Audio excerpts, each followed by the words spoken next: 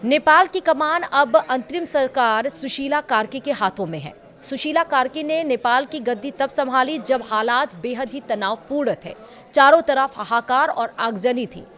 14 सितंबर को सुशीला कार्की ने एक बड़ा फैसला लिया जिससे जेनजीज काफ़ी खुश हुए और उनको ये गर्व हुआ कि हमने सुशीला कार्की का अगर नाम दिया है तो वो सही दिया है।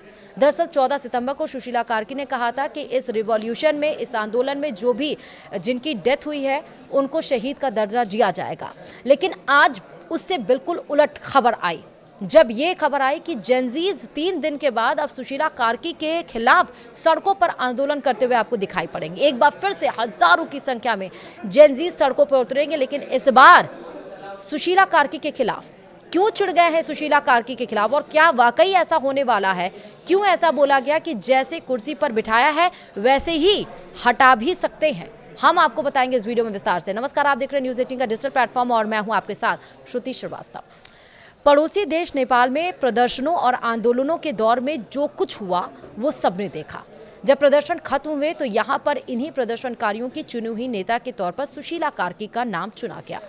रविवार को उन्होंने जैसे ही प्रधानमंत्री का पद संभाला, यानी कि 14 सितंबर को शाम तक जेनजी प्रदर्शनकारी उनसे भी नाराज हो गए। कैबिनेट मंत्रियों के चुनाव को लेकर हुए ये नाराजगी यूं बढ़ गई कि बात कुर्सी से उतारने और इस्तीफा मांगने तक पहुंच गई। नेपाल की राजनीति में इस वक्त बिल्कुल नया मोड़ आ गया है। नेपाल के युवा वर्ग ने विद्रोह और हिंसक प्रदर्शनों के बाद केपी ओली की सरकार हटाई और खुद ही नई अंतरिम प्रधानमंत्री सुशीला कार्की को चुना। वैसे सुशीला कार्की जेनजी प्रदर्शनकारियों की ही नेता हैं, लेकिन अब वे उनसे भी नाराज हो गए हैं। जेनजी प्रदर्शन के अगुवा रहे सुदन गुरुंग ने तो ये कह दिया कि कुर्सी पर बिठाकर उतार भी सकते हैं।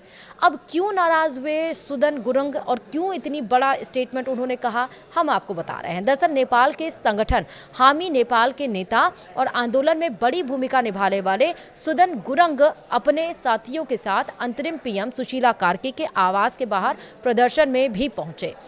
अब युवाओं में नाराजगी इस बात को लेकर है कि कार्की सरकार में शामिल हो रहे मंत्रियों में युवाओं की कमी है। जो सुदन गुरुंग 2 दिन पहले तक सुशीला कार्की के पैर छू रहे थे, उन्होंने उनके खिलाफ कड़े शब्दों में कहा, जिसे पीएम की कुर्सी पर बिठाया है उसे उतार भी सकते हैं। गुरुंग इस आंदोलन में जान गंवाने वाले प्रदर्शनकारियों के परिवारों के साथ पीएम से मिलना चाहते थे। अब ऐसा नहीं हुआ तो वे नाराज हो गए। ये तो एक मामला है। दरअसल बताया ये भी जा रहा है कि सरकार में मंत्रियों के चुनाव की प्रक्रिया में युवा आंदोलनकारियों की राय न लेने की वजह से सुदन गुरुंग खफा हैं। फिलहाल सुशीला कार्की के मंत्रिमंडल के 3 मंत्रियों का चुनाव हुआ है, जिससे भी युवा प्रदर्शनकारी खुश नहीं है।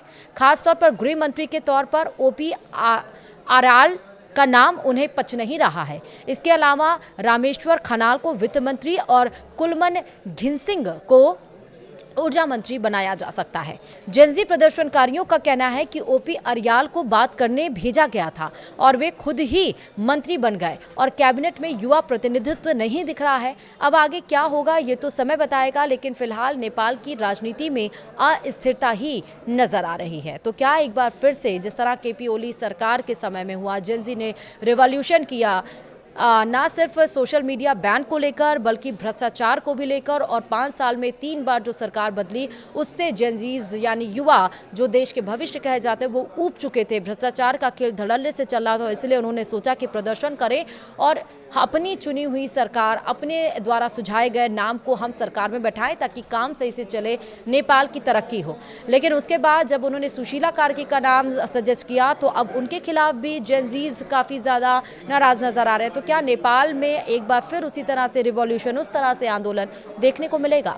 वीडियो में इतना ही। नमस्कार।